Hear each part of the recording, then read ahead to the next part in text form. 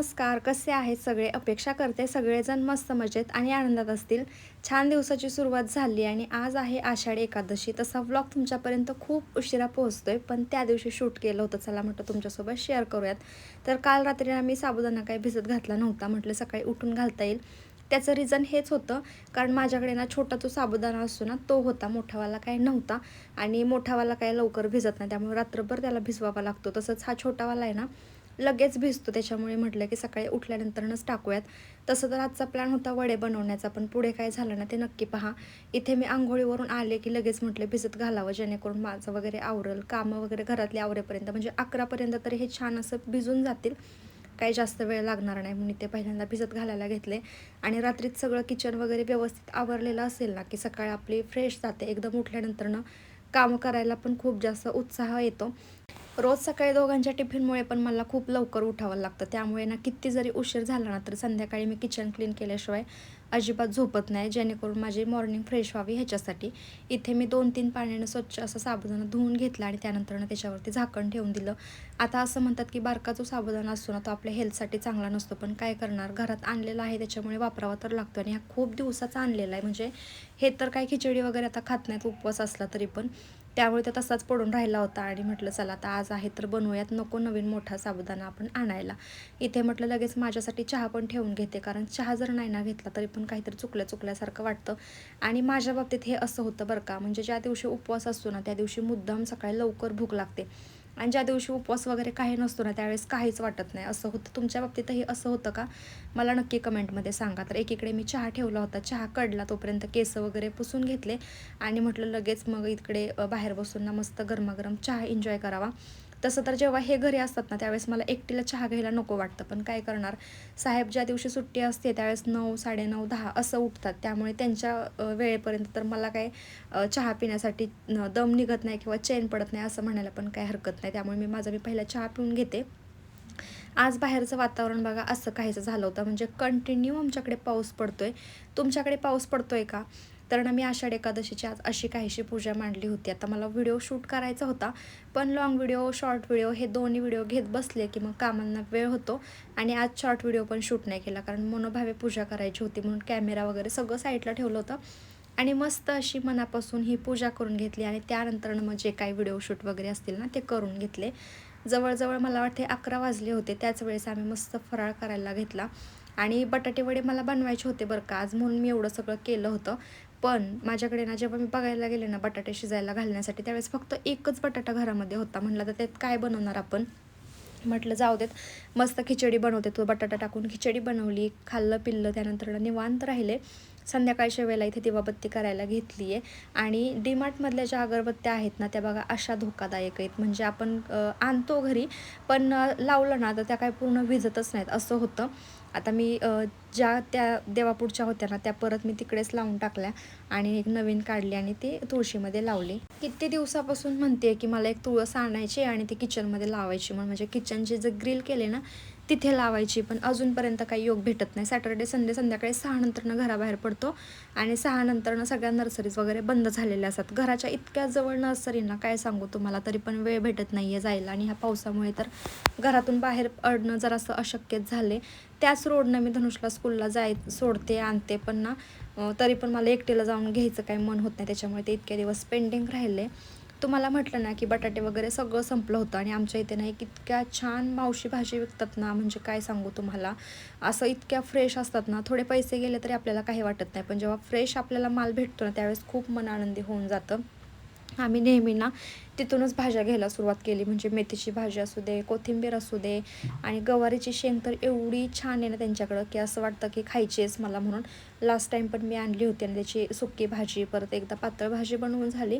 आता आज पण मी परत घेऊन आली आणि ह्याची पण भाजी माझी एकदा बनवून झाली, पण एवढी टेस्टी लागते ना की सांगायलाच नको. इथे धनुषला होमवर्क करायला बसवलं होतं. फ्रायडेपासूनचा होमवर्क होता बरं का. आता 2-3 दिवसांची मध्ये सुट्टी होती. डायरेक्ट आम्ही संडेला अभ्यास करायला घेतला, तो पण रात्री. किती जरी मागं लागलं ना की धनुष आत्ता कर नंतर न कर, नाही, पोराला अजिबात करायचं नसतं. आणि जेव्हा मग उद्या स्कूलला जायचं आहे ना, मग आज रात्री तयारी होते की नाही माझा होमवर्क राहिला आहे, परत सकाळी पण तयारी होते. पण असं मोस्टली आम्ही होऊनच देत नाही की सकाळी उठून त्याला होमवर्क करावा लागेल असं. कितीही जरी त्यानं कंटाळा केला ना तरी पण त्याच्या मागे लागून लागून आम्ही त्याच्याकडून संध्याकाळी जो काय होमवर्क असेल ना तो कंप्लीट करून घेतो. भाज्या निवडत निवडत त्याचं पण सगळं करून झालं. त्यानंतरनं मी बटाटा टाकला होता शिजवण्यासाठी. धनुषला शिजवलेला बटाटा फार आवडतो आणि अहोंना जे रताळं असतं ना ते शिजवलेलं आवडतं, फक्त वरून मीठ वगैरे टाकून थोडंसं. म्हणून आमच्यासाठी ते बनवलं. काकडी, त्यानंतर नाल्यांचा चिवडा होता. असं सटरफटर मी खाते, पण धनुष आणि त्याचे पप्पा खूप जास्त हेल्दी जेवण जेवतात. त्यांनी धनुषने तर बटाटा खाल्ला, त्याचा सगळा फिनिश केला. अहोंनी काकडी पण खाल्ली आणि त्यांचं ते रताळं पण खाल्लं. मी मात्र फक्त नायलॉनच्या चिवड्यावरतीच जगले आणि मला असं ते खायला अजिबात आवडत नाही. म्हणजे माझं उलटं आहे, ज्या पौष्टिक गोष्टी असतात ना त्या मला अजिबात आवडत नाहीत.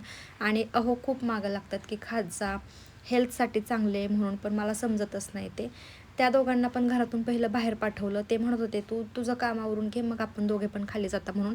पण हे दोघे जेव्हा घरात असतात ना त्यावेळेस मला काहीच काम सुचवून देत नाहीत. म्हणजे मी मागं सगळं आवरून पुढं आले ना की मागचं खराब केलेलं असतं मोस्टली धनुषने. त्यामुळे मग मी त्या दोघांना पण खाली पाठवून दिलं आणि म्हटलं की मी पाऊण तासामध्ये सगळं आवरून येते. बेडरूम, किचन, हॉल, आणि होतं पण तेवढ्या वेळामध्ये माझं पटकन आवरून.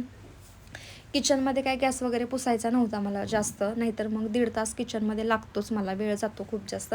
पण आज काय रात्री असं जेवण वगैरे बनवलं नव्हतं, फक्त कुकर लावला होता एवढंच. त्यामुळे की एवढं काय खराब झालं नव्हतं माझं किचन. पहिल्यांदा सुरुवात हॉलपासून केली, हॉल वगैरे झाडून घेतला, त्यानंतर आले बेडरूममध्ये.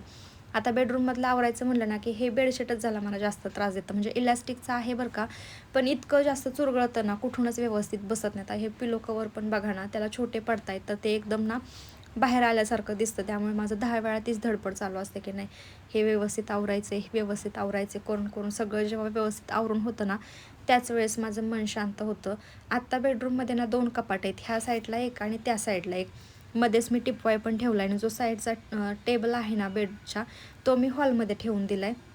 लवकरच आता मी टेबल लॅम्प घेणार आहे, त्याच्यामुळे कुठली तरी एक जागा रिकामी करावी लागणार आहे मला. सध्या बेडरूममध्ये मी खूप जास्त पसारा करून ठेवला आहे, पण हळूहळू तो सगळा कमी करणार आहे. मला टिपवाय पण नवीन घ्यायचं आहे, आता जरा नवीन निघाले तसे सर्कलमधले असे. पण हा बघू कुणाला तरी देऊन टाकायचा त्यावेळेस घरातली थोडीफार जागा तरी कमी होईल. त्यानंतर मग किचनमध्ये आले. फक्त किचनमधली भांडी घासायची राहिली होती आणि गॅस वगैरे थोडासा वरून पुसून घ्यायचा होता. आणि जेव्हा मी नेमकं भांडी घासायला आले ना त्याच वेळेस मला समजलं की भांड्यांचं लिक्विड संपलं आहे म्हणून. आता काढत बसायला तर वेळ नव्हता, कारण फक्त पाऊण तासाचं मी टायमिंग घेतलं होतं. त्यामुळे मी जाऊन लगेच साबण घेऊन आले आणि साबणाने भांडी घासली, कारण मला ते लिक्विड फोडायचा खूप जास्त कंटाळासुद्धा आला होता. बॉटल पण वॉश केली नव्हती आणि तसंच त्या बॉटलमध्ये भरून ठेवायचं म्हटलं की नको वाटतं, कारण जेव्हा परतचं लिक्विड संपवेल त्यावेळेस मग ती बाटली धुण्यावरती जाणार. त्यापेक्षा म्हटलं आता मस्त अशी वॉश करून ठेवते आणि सकाळी निवांत म्हणजे आपल्याला लिक्विड वगैरे भरून ठेवता येतील. आता बऱ्याच गोष्टी घरातल्या संपल्या आहेत, म्हणजे रिफिल करायच्यात फक्त. त्या पण उद्याच्या दिवशी म्हटलं करून घेता येतील, आज काही एवढी गडबड करायला नको. तर बघा अथक प्रयत्नानंतरनं पाऊण तासाच्या मेहनतीनंतरनं माझं हे किचन असं काहीसं व्यवस्थित टापटीप झालं आहे. आता पाऊण तास नाही म्हणता येणार बरं का, ह्याच्यापेक्षा जास्त वेळ लागला असेल, पण कोण इतकं घड्याळाकडे बघत बसले ना किती वाजलेत म्हणून. तरी पण ना छान असं मनापासून आवरून घेतलं. आणि हेच संध्याकाळी ना हे दोघे आल्यानंतर ना परत घरामध्ये घालवते, कारण धनुष टी व्ही बघायला हॉलमध्ये जर बसला तर पसारा काढतो. बेडरूममध्ये हे आले तरी पण ह्यांचा पसारा असतो, म्हणजे असतो. सगळे कपडे वगैरे इकडे तिकडे होतातच. पण सकाळसाठी हे खूप जास्त मनाला रिफ्रेशिंग करून टाकतं माहिती आहे का. जरी थोडाफार पसारा असला तर ठीक आहे, पण जास्त पसारा असला की नको वाटतं. आता धनुषला जसं जसं कळायला लागले ना तसं तसं प्रत्येक गोष्टीचा त्याचा हट्ट वाढला आहे. म्हणजे प्रत्येक गोष्ट त्याला असं बघायचं असतं, कसे करतायत, काय करतायत, मग मला पण जमेल का. आणि कोणत्याच गोष्टीसाठी तो आत्तापर्यंत घाबरलेला नाही आहे की मला हे करता येणार नाही, ते करता येणार नाही. आता लॉक उघडायचं पण तो शिकायला लागला आहे आणि ही सवय चांगली पण आहे एका दृष्टीने बघायला गेलं तर. आम्ही आतलं लॉक काढायचं त्याला शिकवलं आहे, म्हणजे तो करतो पण बऱ्यापैकी. पण कधी कधी असं वाटतं ना की नको आपल्याकडून काही चूक व्हायला, त्यामुळे जरासं सांभाळून असतो आम्ही प्रत्येक गोष्टीमध्ये. कारण आमचं लॉक आहे ना डायरेक्टली दरवाजे बंद केलं की लॉक होऊन जातं. आता घरात आल्यानंतरनं इकडे तिकडे पळापळ सुरू झाली की हे शोधायचं, ते शोधायचं. सगळं ठेवलेलं व्यवस्थित ना सगळं विस्कळून टाकायचं. आणि बघा दिवस रात्र पाऊस पडतो आहे, संध्याकाळच्या वेळेला पण पाऊसच पडत होता आणि पार्किंगमध्येच आम्ही फक्त चालून मग घरी आलो होतो. चला आजचा व्हिडिओ मी इथंच थांबवते. आवडला असेल तर नक्की लाईक करा. भेटू आपण उद्याच्या व्हिडिओमध्ये, तोपर्यंत बाय बाय.